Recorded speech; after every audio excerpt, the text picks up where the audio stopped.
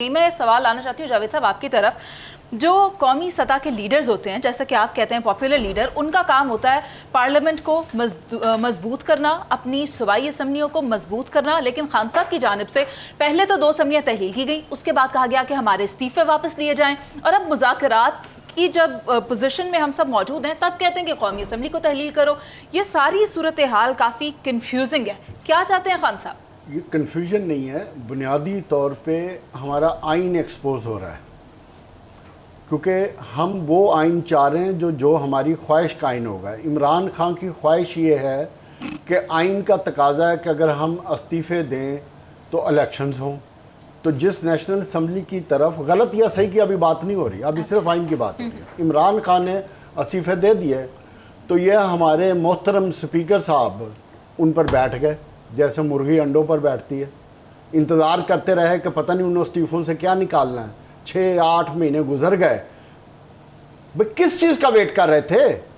अगर आइन का तकाजा था तो आप इलेक्शन कमीशन के ज़रिए इलेक्शन कराते, नहीं करवाए तो फिर मसाइल खड़े हुए। अब आ जाए दूसरी तरफ, आइन कहता है 90 डेज़ में इलेक्शन करवाएं। आपने असम्बलियाँ तोड़ दी, आपने कहा नहीं हम नहीं कराएंगे। पहले तो आप पास खेलते रहे, उसके बाद फंड्स का मसला खड़ा कर दिया।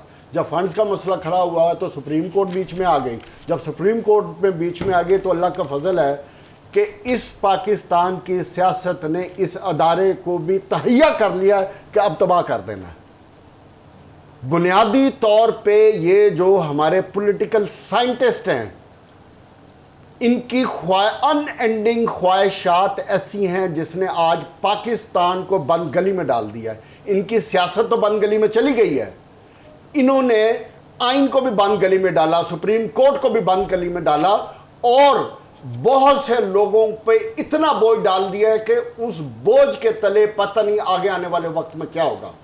गुर्बत का आलम यह है कि मुल्क में तबाही हो रही है हर तरफ, लेकिन हमारी सियासतदान जो चीफ इंजीनियर से लेकर पता नहीं क्या क्या साइंसदान हैं, ये इन लोगों को टके की परवाह नहीं है।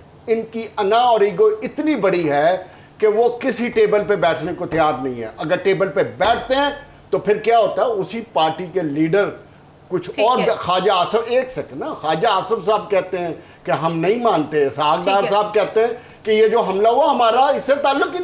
बुनियादी तौर पर ये लोग इलेक्शन से मफरूरी, अवाम से मफरूरी चाहते हैं, जिसकी वजह से ये तमाम मुल्क में क्राइसिस आके मुल्क के नेट पे पहुंच गया, जहां से मुझे आगे होने का कहा जा रहा है। इंतखाबात का जो अपना वक्त है उसी पर होने हैं।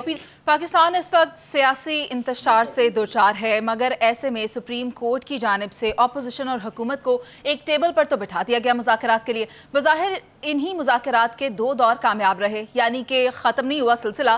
कल फाइनल मुज़ाकरात होने जा रहे हैं, कहा तो यही जा रहा है। ख्वाजा आसिफ का बयान भी हमारे सामने है, शाह महमूद क्या कह रहे हैं और असद उमर क्या कह रहे हैं, ये बातें बड़ी वाज़ेह तौर पर हमारे सामने हैं। जावेद साहब, मैं आपसे जानना चाहूँगी कि क्या ये मुज़ाकरात कामयाब होते दिखाई दे रहे हैं आपको? बिल्कुल नहीं होते नज़र आ रहे, क्योंकि अगर आप मरीम नवाज शरीफ साहबा की भी बयानात देख लें और जो तलखी देख लें, और जिस तरीके से परवेज़ इलाही वाला मामला हुआ फेडरल गवर्नमेंट ने करवाया, और जिस तरीके से जावेद लतीफ़ साहब का बयान है, ख्वाजा आसिफ साहब का बयान है, उसके बाद मेरा ख्याल कुछ बचता ही नहीं है इसमें कुछ।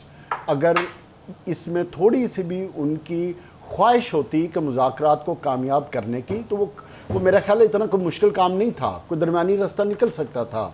कोई भी सियासी जमात जो सियासी रवैया रखती है उसके लिए महीना 2 महीने कोई मायने नहीं रखते। लेकिन बदकिस्मती ये है कि हम ना अपने माजी से सबक सीख रहे हैं, हमने जो हेड ऑन कोलिजन की तरफ गए हुए हैं, अपने आप को जिस बंद गली में डाल दिया। हम 1977 याद रखें, मेरे उस्ताद इफ्तिखार साहब को पता है कि मुज़ाकरात जब कामयाब होने वाले थे तो अगले दिन क्या हुआ था।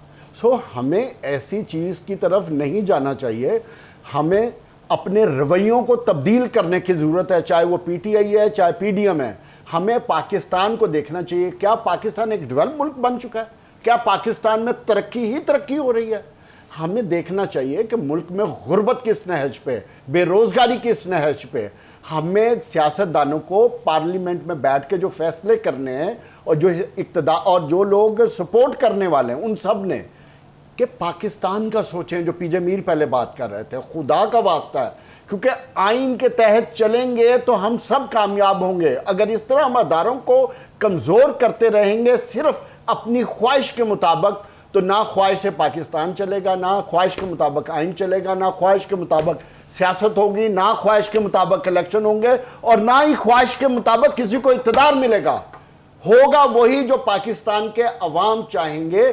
इसकी बका इसी में है कि बराह करम इल्तिजा है आपसे, पाकिस्तान के लिए मुज़ाकरात को कामयाब करें, जो कि होते नज़र नहीं आते। जावेद साहब, आपने भी देखा कि आज सियासी रहनुमाओं ने गुफ्तगू की, खिताबात किए, लेकिन उसमें इन लोगों के बारे में ज़्यादा तस्करा नहीं किया गया, बल्कि अपने एजेंडे को बात ही नहीं की गई, ज़्यादा तबसरा क्या, बात ही नहीं की गई, जितनी बातें हमने कर ली यहाँ पे। मुनीज़े, जो आपने बात की है ना, इसी से आप अंदाज़ा लगा लें कि हमारे हुक्मरान कितने सीरियस हैं पाकिस्तान में गुर्बत को ख़त्म करने के लिए, नई एम्प्लॉयमेंट जनरेट करने के लिए, और जो ऑलरेडी जॉब्स कर रहे हैं उनको कैसे फैसिलिटेट करना। इसी से आप अंदाज़ा लगा लें। आपको यही वजह है कि पाकिस्तान दिन ब दिन, पाकिस्तान में लोग गुर्बत की लकीर से नीचे जा रहे हैं। इस वक्त 25% लोग ऐसे हैं पाकिस्तान में जो गुर्बत की लकीर से नीचे हैं। क्यों? कि हमारी पॉलिसीज़ नहीं है, हमारी वो सोच नहीं है। अदारे मौजूद हैं, मगर अदारों से काम लेने के लिए हमारी पॉलिटिकल फोर्सेस उतना ही काम लेती हैं जितने उनके अपने इंटरेस्ट होते हैं। मज़दूर को बिल्कुल ठीक बात की है, सिर्फ वोट के लिए इस्तेमाल किया जाता है। उसके लिए क्या करना है किसी को परवाह नहीं। जो आइन है वो उसको प्रोटेक्शन देता है, तालीम के हवाले से, सेहत के हवाले से, सोशल सिक्योरिटी के हवाले से, मगर आइन की ये शिकें उनको याद नहीं आती। उनको वही शिकें याद आती हैं जो उनको इक़्तिदार में रख सकती हैं, जो उनको इक़्तिदार में या ला सकती हैं। अच्छा। चाहे वो जजेस हैं, कोई भी अदारा हो। जजेस को खास तौर पे याद आनी इसलिए पाकिस्तान में गरीब और मजदूर को ना पूछने वाला है, ना उनके लिए कोई अमल दरामद कराने वाला। ये उसी वक्त मुमकिन होगा जब कोई ऐसा हुक्मरान आएगा जो उनमें से होगा। बदकिस्मती ये है कि आज तक कोई ऐसा हुक्मरान ही नहीं आया जो उनकी तकालीफ को समझ करके उनका अदराक कर सके।